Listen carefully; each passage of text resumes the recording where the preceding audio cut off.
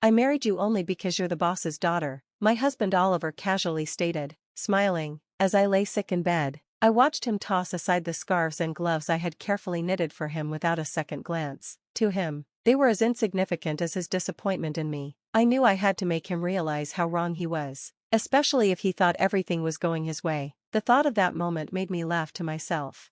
I'm Stacy Morgan, and I've been married to Oliver for 5 years. While we don't have children, we've managed to live together happily. Oliver is a workaholic and often away, leaving me feeling lonely at times, but on his days off, he makes up for it, and that helps ease the loneliness.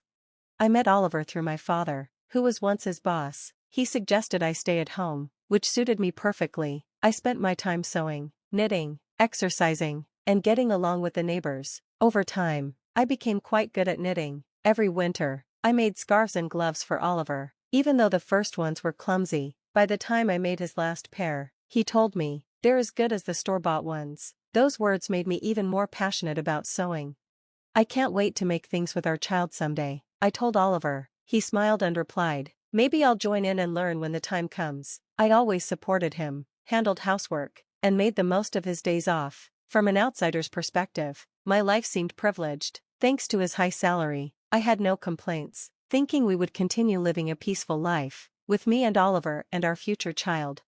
However, 2 years ago, things started to shift. I collapsed one day, feeling suddenly dizzy. Oliver, just home from work, rushed me to the hospital. When I woke up, the doctor informed me that I had a condition I would need to manage for the rest of my life. It wasn't life-threatening at that moment, but it could resurface at any time. I was advised to stay in the hospital for recovery. "Don't worry," Oliver reassured me, holding my hand. "I'll visit when I can, and we'll get through this together." His words eased my anxiety, and I believed him, even though I didn't have solid reasons to. True to his word, Oliver came almost every day. He'd hold my hand, ask how I was feeling, and bring me my favorite knitting tools when I said I was bored. We'd sew together and talk about trivial things. Teaching my clumsy husband to sew became a fun distraction, and with each visit, I forgot about the monotony. But after about a year, things started to change. When I handed Oliver the yearly hand-knitted scarf, I noticed he started visiting less. At first, I thought it was just because he was busy with work, so I continued knitting, planning to give him gloves the next time he came. The doctor said I'd be discharged by the end of the year, so I poured my heart into those gloves, eager to make up for the time we'd spent apart. When Oliver finally visited after what felt like an eternity, he looked at the gloves with disdain and said, "You're still making these? Honestly, they're just a nuisance." Then, he handed me a scarf, one I hadn't made, and a set of divorce papers. My handmade scarf was untouched, still as pristine as the day I gave it to him. "It's been 2 years since you've been in the hospital," Oliver said, his tone flat. "I heard you're being discharged soon, but I can't keep taking care of you. We should divorce." I stared at the divorce papers. Oliver had already signed them. The realization hit me like a cold wave. Part of me had already suspected this outcome ever since he stopped coming around without explanation, but hearing him say it out loud still stung. I wasn't trying to hold on to him. I knew I had probably become a burden, but still, I couldn't help but wonder what had happened to the man who once promised we'd get through everything together. When I asked him why he wanted a divorce, Oliver chuckled and said, "Isn't it obvious? Ever since I married you, it's been nothing but trouble. I'm sick of your scarves and gloves. I married you because you're the boss's daughter. How am I supposed to deal with you being sick too?" He laughed as though mocking me, telling me how tired he was of being with me, of my simple attempts at happiness. Who would even wear a handmade scarf these days? Receiving them is just annoying. As he spoke, I noticed a high-end scarf around his neck. I didn't recognize it, and it was clearly much more luxurious than anything I'd ever made. It was then that I realized he'd never worn any of the items I'd given him. He must have despised them the entire time, and I never knew. After I was hospitalized, my father retired, so Oliver no longer had to show me any consideration. If his wife was ill, he could use that as an excuse at work. For the first year, Oliver visited me as if it was expected of him. I imagined my father had often spoken about how Oliver, a hard-working man, had cared for his sick wife. It was part of the persona Oliver had carefully crafted for himself. That persona was what he wanted, and he'd used my illness to help him build it. When I voiced this, he admitted, "It was easier at work when I talked about you. Everyone felt sorry for me, and it made my life easier. I could take a break just by saying, 'My wife is His confession was devoid of any remorse. He had exploited my illness for his own gain, and he was proud of it. By the way, I'm up for promotion now. Thanks to your sickness, I've become a hero at work. I looked up at him, stunned by his words, and saw an ugly grin where the man I loved once stood. The truth of his nature had finally been revealed. Well, if you were useful to me, that's good. I guess we won't see each other again. Take care, I said, handing him the divorce papers. Without a word, he took them and left, and with that, our divorce was finalized. I cried quietly. After I was discharged and returned home, my father was furious when he learned what had happened. I never thought he'd be that kind of man, he exclaimed, but to me, it didn't matter anymore. I calmed my father and told him I was moving back in with my parents. They were understanding and told me to do what made me happy.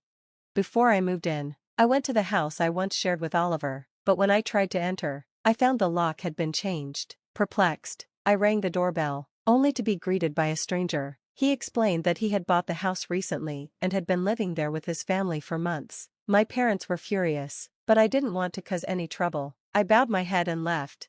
I couldn't just let it go, so I called Oliver. He answered nonchalantly, "Oh, yeah, I sold the house while you were in the hospital. The sales money is my compensation. It was my house to begin with, so you have no right to complain." I sighed. He could have told me sooner. The house had probably been sold a year ago, around the time he stopped visiting. The fact that he didn't even discuss it with me, let alone inform me before finalizing the divorce, was infuriating, but the divorce papers were already signed, and there was nothing more to say. Since I was in the hospital, we had agreed to hold off on discussions regarding compensation and asset division until I was discharged. We had planned to meet next week, but my husband took matters into his own hands, which was truly shocking. What made it even worse was that he didn't seem to believe he had done anything wrong. That's why I calmly said to him over the phone, "You really don't get it, do you? Huh? What are you talking about?" He replied, sounding confused. I responded, "I'll explain everything next week," and then hung up. I turned to my parents, who were clearly concerned, and smiled at them. I told my father I needed a favor and shared my plan, asking him to help prepare for what was coming. "I understand. I've already got everything ready, documents and everything. There's not much time before the meeting, but we'll manage," my father said, his smile showing some strain. As a father, he likely felt guilty for recommending my husband, and his anger seemed to fuel his determination to help me.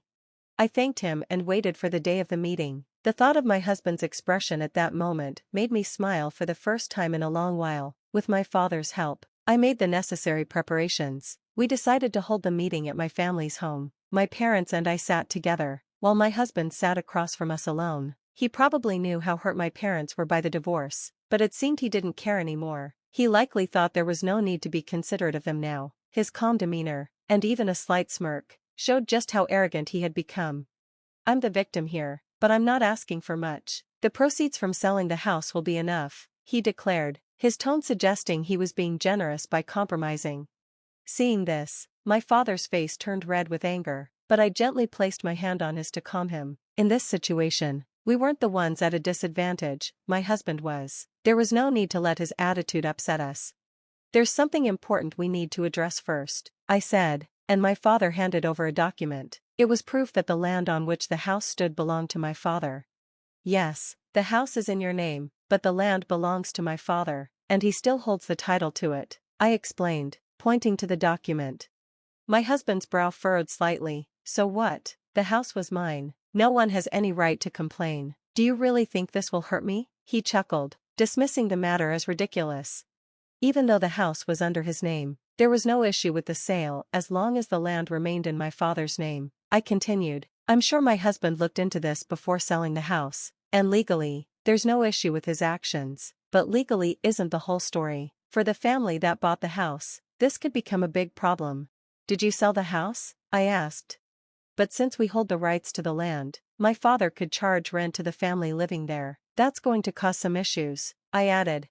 "We're not planning to do that, but it's not like we're willing to just give up the land. If it comes down to it, we'll sell the land to the family. We won't force them to move out or start charging rent, but if they don't buy the land, it could create some problems. That land was a gift from my father for us to live on, not for strangers to take freely," I explained. "And if the family doesn't buy the land, they could sue you." Imagine how frustrated they'd be to find out the land wasn't included in the sale after they've already purchased the house, I added.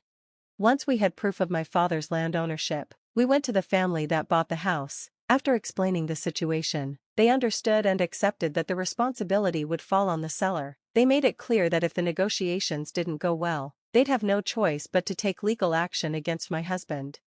When I saw the color drain from my husband's face, I could tell he understood the gravity of the situation. He realized that, no matter what, he was facing a huge financial setback because of his mistake. In a trembling voice, he asked, "What should I do now?" I smiled and replied, "The family could buy the land from us, and then you could make up the difference. That way, everything would be settled. The family wouldn't need to sue you, and once they own both the house and the land, the issues will be resolved. They didn't know about the land price when they bought the house, so they might charge you for it, but that's not their problem." I continued, "The issue is that the land is in a prime location, and the cost of the land might be more than the house's sale price. Even if you give up all your assets, it won't be enough. You won't have a cent left. Alternatively, you could buy the house back and pay for the land, but you'd have to pay a relocation fee to the family. The house and land would then be yours again, but after the relocation fee, you're unlikely to make any profit. Either way, you'll lose," I said. "And about alimony? I've been emotionally distressed by everything you've done. I'll be seeking compensation for that, so keep that in mind." All along, my husband, Oliver, had used me as a pawn to further his career. Now that I knew the truth, I felt disgusted by everything he had done. I planned to claim damages for the emotional toll he caused, though evidence was limited and the chances of winning were slim. Even bringing it up was important, considering Oliver's current situation. Seeing that he was cornered, Oliver likely didn't have the luxury to think through his options. Everything I mentioned could become his reality. To further weaken him, my father added, "Even though I'm retired and no longer part of the company, I still have plenty of connections. I've been talking to some former colleagues recently, and they've told me what you really think of my daughter and what you've done. Everyone's looking down on you, Oliver." With a satisfied smile, my father delivered the news, and Oliver finally realized how much he had lost. The status he had built in the company using me, and the money he gained by selling the house without my consent, none of it was in his hands anymore. "Now, let's talk about the next steps. Now that you understand your situation, we need to discuss the division of property, alimony, and the house," I said, folding my hands together and smiling. My smile was different from the ones I had given him before. This time, I felt truly at peace. "I hope you fully understand that the fate of your assets will be decided here." Oliver could only manage a nervous laugh, his eyes filled with tears. The negotiations ultimately went in my favor, with Oliver agreeing to pay alimony. We also settled that he would pay for the land where the house stood, and we informed the family who bought our house of the arrangement. As a result, everyone except Oliver benefited, and he lost everything. The rumors my father started spread throughout the company, causing Oliver to lose his standing. His promotion was delayed due to the concerns raised by upper management. The rumors kept circulating, and soon, my father told me that Oliver had resigned. I wouldn't call it karma, but when things are built on exploitation, they can easily be taken away, depending on someone's actions. What Oliver thought he had achieved was nothing more than deceit. As for me, I'm now living with my parents and running a sewing class. It's not a booming business, but I've been able to earn a decent income, thanks to local women and children attending. Although I couldn't have children of my own, I've realized that sharing what I love with others brings me joy, just as I once told Oliver. Thanks for watching. I'll see you in the next video. Stay stunned.